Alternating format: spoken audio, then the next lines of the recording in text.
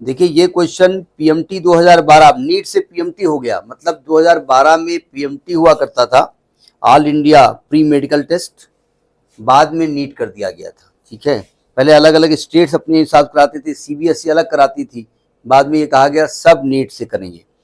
Question कह रहा है कि when a mass is rotating in a plane about a fix point, the angular momentum of the momentum is directed along a line perpendicular to the plane of rotation, the line making angle 45 degree to the plane of rotation, a radius and tangent to the orbit।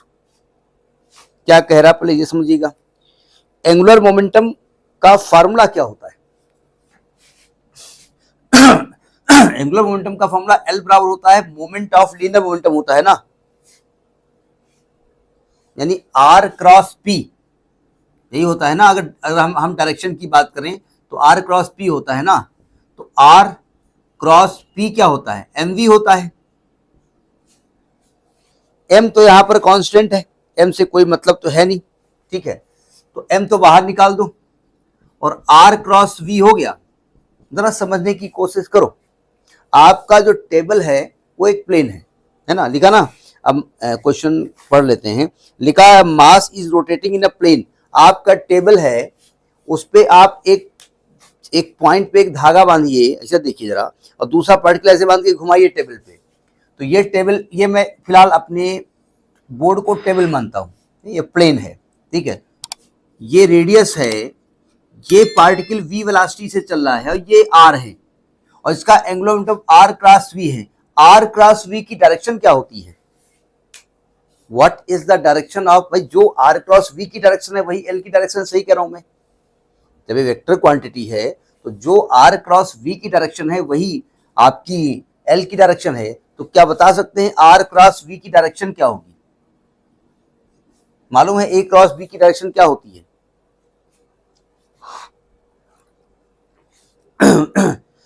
नहीं मैं आपसे, हाँ बोलिए, हाँ सही बोल रहे हो, perpendicular to r and v both, यही होता है ना, यानी डायरेक्शन होगी perpendicular to r and v both. सही कह रहा हूं नहीं कह रहा हूं? अब देखिए जो रस्सी आपकी पड़ी है, जो धागे में बांधा है, वो आपकी टेबल पड़ी हुई है ना, और पार्टिकल भी टेबल पे ही चल रहा है, तो क्या मैं कह सकता हूं L की डायरेक्शन इस प्लेन के परपेंडिकुलर है? यानी आपकी जो डायरेक्शन होगी वो होगी a line perpendicular to the plane of rotation. समझ में बात नहीं आई? तो इसका ए पार्ट सही होगा। आप सी पार्ट क्यों बता रहे थे भाई? लिखा, अच्छा चलिए हम मान लेते हैं कि भाई ए पार्ट सही है, तो अन्य गलत कैसे हैं? आपने कहा सी पार्ट, रेडियस की डायरेक्शन होगी आपकी एल की, एल आर की डायरेक्शन में होगा। एल का फॉर्मूला आर क्रॉस वी होता है, और आर क्रॉस वी की डायरेक्शन होती है, जो हमने वेक्टर क्वांटिटी पढ़ा है कि आप अगर इसकी डायरेक्शन निकालना चाहते हैं तो जिधर आर है उधर अपनी हथेली करिए और वी की तरफ अपनी उंगली मोड़िए। जो अंगूठा होता है वो डायरेक्शन बताता है ना इसका रिजल्ट, इसका जो रिजल्ट आता है। क्यों? तो रेडियस तो हो नहीं सकता है। A line making 45 degree to the plane, ये भी नहीं होगा जाकर के।